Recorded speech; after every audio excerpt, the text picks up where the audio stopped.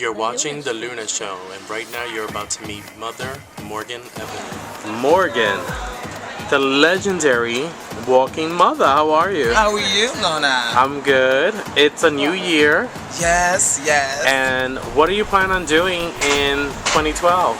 Oh my God, 2012, I have to say, I plan on just reaching my goals that I've been holding off for a long time and really worrying about what Morgan really needs and what Morgan is going to go for to going to get, and I'm going to reach them. So 2012 is going to be new things, and it's going to be new avenues and new looks for me that I'm going towards.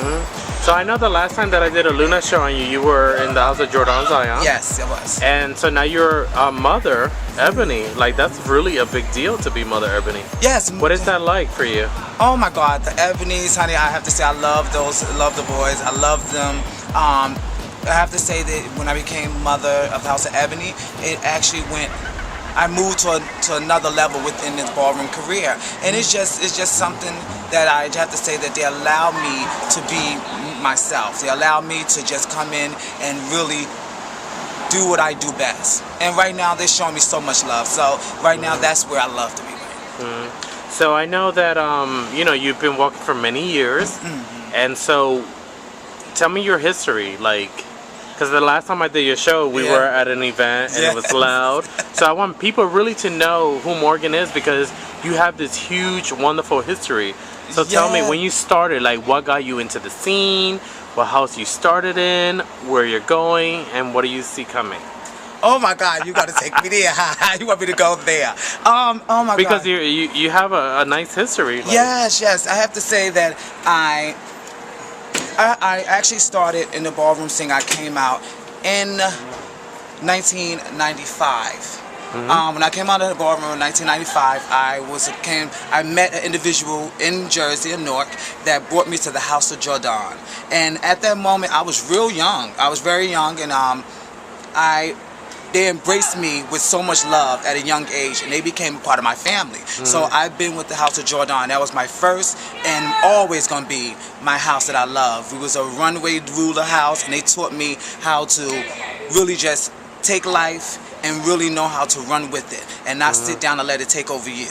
So with the House of Jordan, I did so many years with them, about 10, 15 years with them.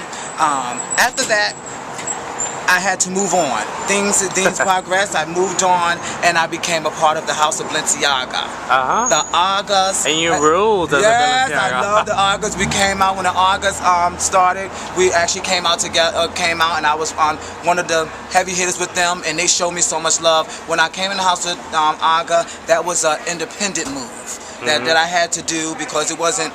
We came in there and we did what we had to do. It was about business, it's about making things happen. So I enjoyed being a part of that. Do you think that that's important in the scene, to make like your own mark? Yes, it's very important. And make those moves? You got to make, you got to not even say if it's make a move or is it within your house that you've been in, you got to be able to make some type of independent move for yourself because you want to look back and want to look back at history.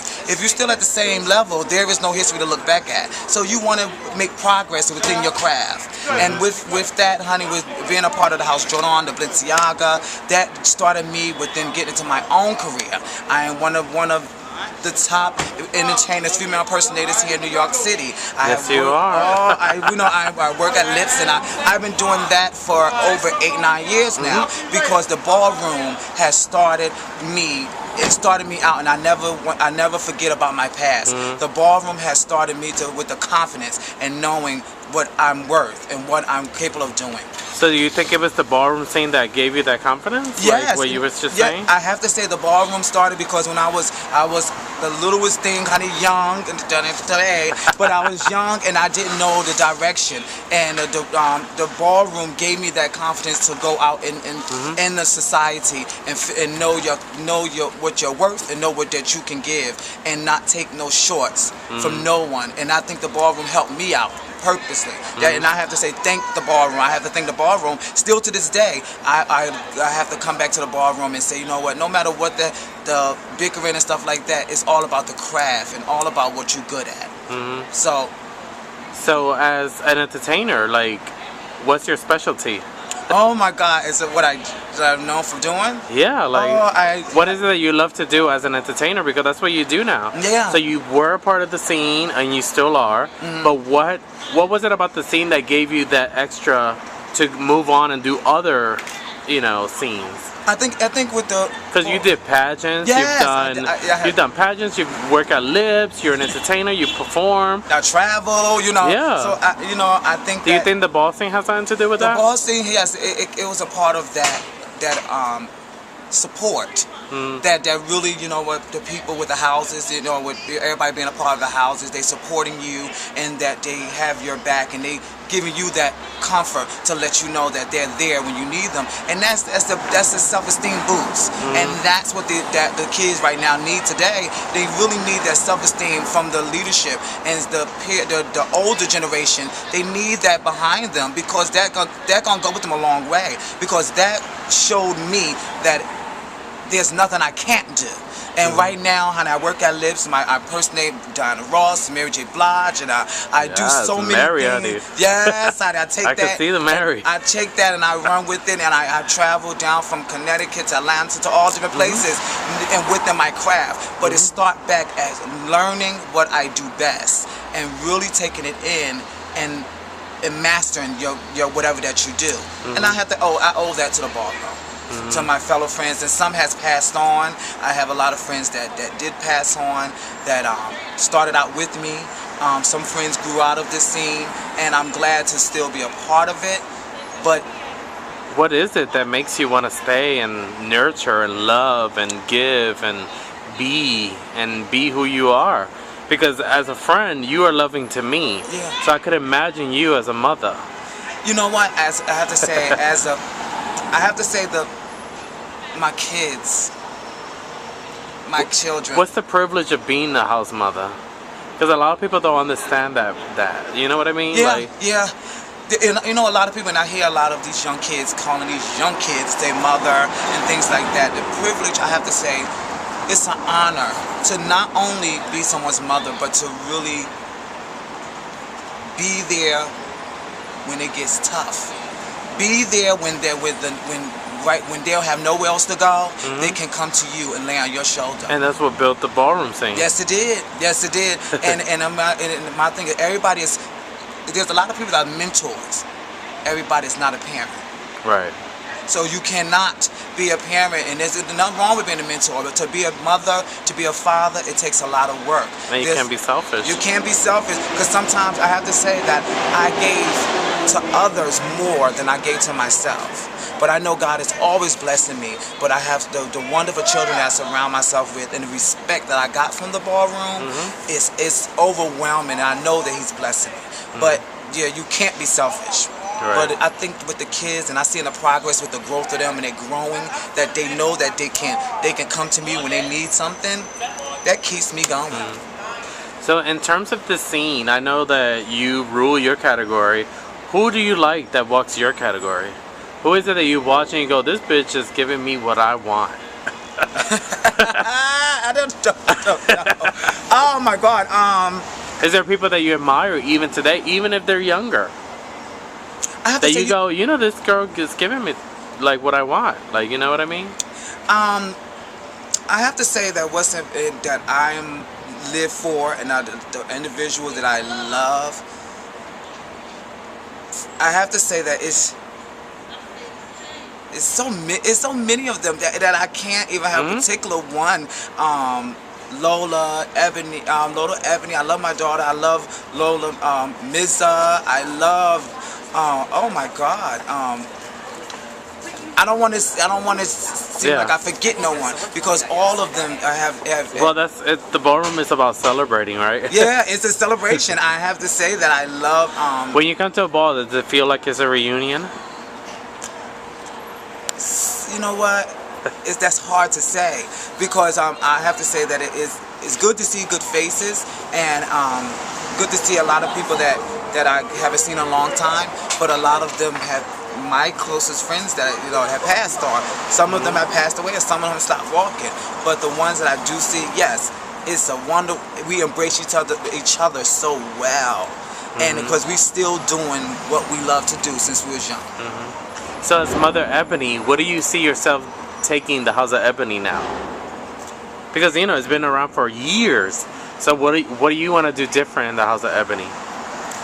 I think you know to take it to the next level. To take it to the next level in 2012, I have to say to really get out there and not only in the ballroom but within the community and within taking advantage of the success that we know that we have deep inside our heart and bringing it out there to life and allowing kids to really step up with their leadership and step up with their goals. And I'm going to strongly stress that, you know what, these are some talented individuals that need to be moved up in leadership positions to really, because when you got good material, you got young material, then you're going to get some good success. Some good young smart individuals. And I have to say, I want to take the Ebony's to that level. So what's next for you, Morgan, the performer, the legend, the New York City star? You are a New York City. You're practically a landmark. We have to go to Lips to see you. Yes, go to Lips. No. Yes, you know what? I have to say, I do appreciate that, Luna. Thank you very much. You know what? You are admired. You know that, right? Oh, thank you. No, but not just from me, but people tell me. They're like, oh my God, I love her. So. And I have to say to everybody, thank you very much. And it goes back to, as my mother always said, it's not what you do, it's how you do it. And as me being a person, I'm the same person on the ballroom just as well as I'm off. I'm just that type of person. And I'm surrounded with some wonderful people that keeps me motivated. But my next level for me, I have to say, it only gets better. It only gets better. I'm going to be get ready to working with some individuals to get ready to do like a TV show, being a part of a TV show. So. Oh, you were on the Tyra show before too. Yes, I was on a Tyra show. So it's something like that again. I'm going to do, and and I'm always going to make sure I put out there in helping our ballroom community.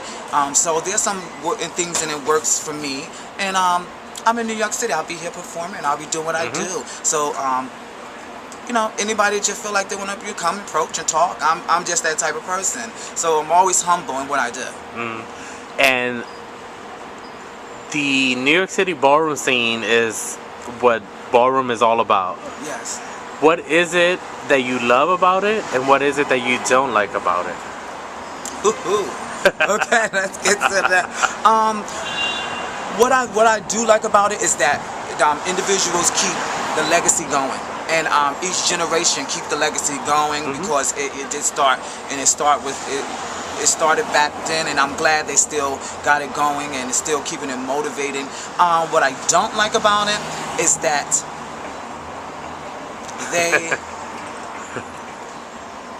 they do not be creative anymore. In the ballroom, as growing up and stuff like that, I watched and had my idols, and I had my own idols that I love. It was about creativity. It was about embracing. This is an imaginary place that we all lived in, and you can do. There's nothing that you cannot bring to life. And I think that what happened is they stopped imagining the impact that they can do within the ballroom, so they slacked off on that, and that's not fun anymore.